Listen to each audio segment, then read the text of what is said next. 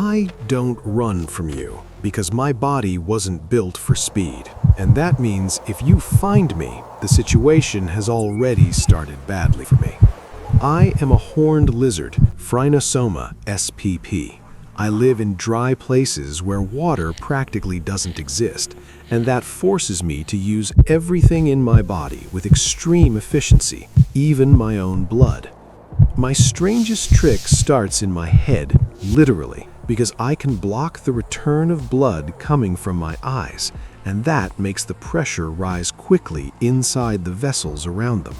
When that pressure passes the limit, some vessels rupture in a controlled way. It's not an accident, and that fires a jet of blood outward, straight toward whoever is attacking me. It's not just any blood, because I mainly feed on ants, especially the most aggressive ones, and that makes my blood carry chemical compounds that taste bad and irritate certain predators. It works better than it sounds because some mammals, like canids, have a very sensitive sense of taste, and that makes them recoil almost instantly after tasting what came out of me.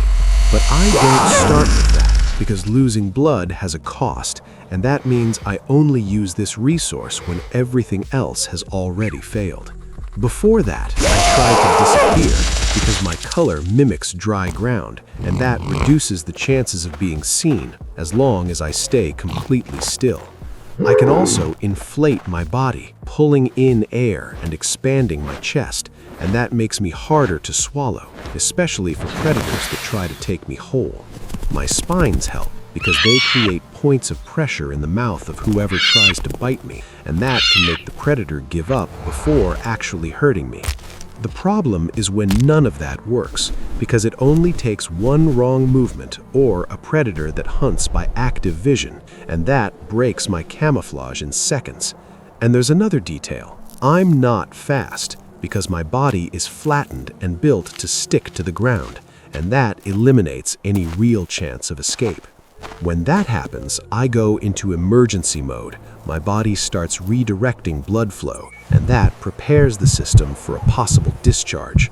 But there's a risk in that, because every time I use this mechanism, I lose blood volume, and that can leave me weaker if I mistime it.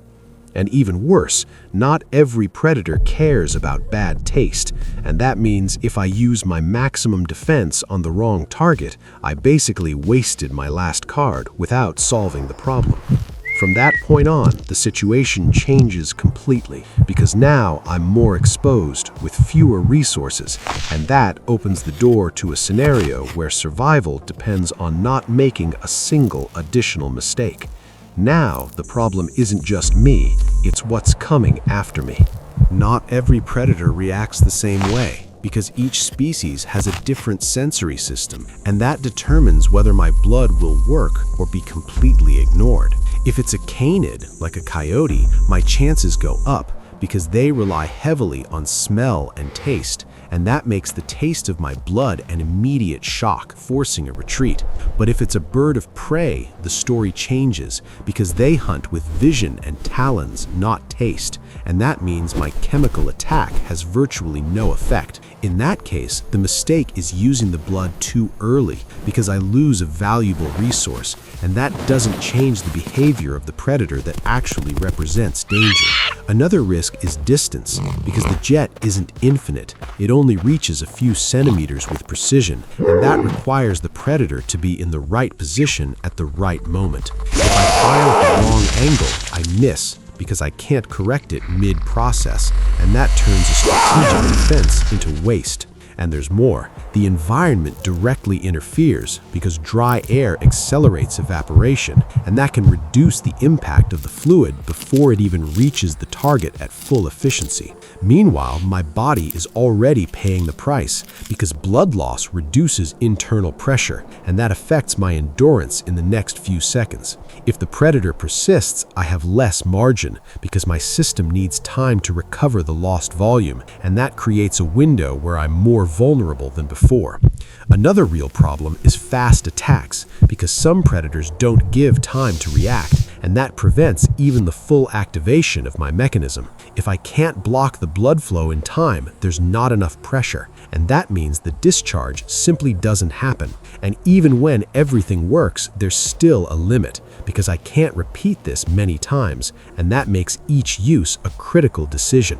Meanwhile, the environment keeps applying pressure: heat, exposed ground, lack of shelter, and that reduces my hiding options as the chase continues. And the longer it lasts, the greater the risk, because predators learn quickly, and that means an individual that has experienced this before may not retreat the next time. In the end, it's not just about having an extreme defense, it's about using it at the exact moment, because any timing mistake turns a unique advantage into an irreversible failure. Now it's the limit, because my body has already used the most expensive resource I have, and that means there's no guaranteed second attempt. If the predator retreats, I gain time, because the rejection of my blood creates an immediate pause, and that allows me to slowly leave the area without drawing more attention. But even when it works, the cost remains, because I lost fluid in an environment where water is already scarce, and that forces me into extreme conservation mode right after. My body reduces activity because it needs to stabilize circulating volume, and that lowers my ability to react to a second attack in the next few hours.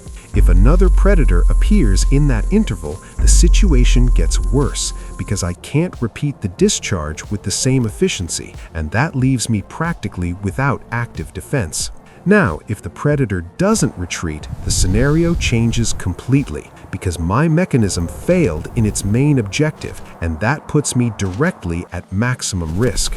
I can still try to inflate my body, because that makes biting harder, but against strong jaws or talons, that only delays the inevitable.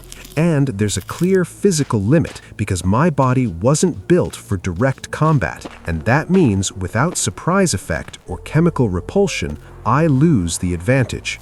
If I get captured, my spines still cause discomfort because they press into the predator's mouth, but that's rarely enough to make it release me once the attack has already started.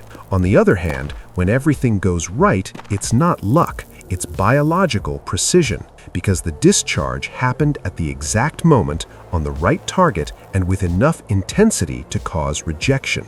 This type of defense isn't about strength, it's about exploiting specific weaknesses of the enemy, and that explains why it works so well and fails so quickly outside that context.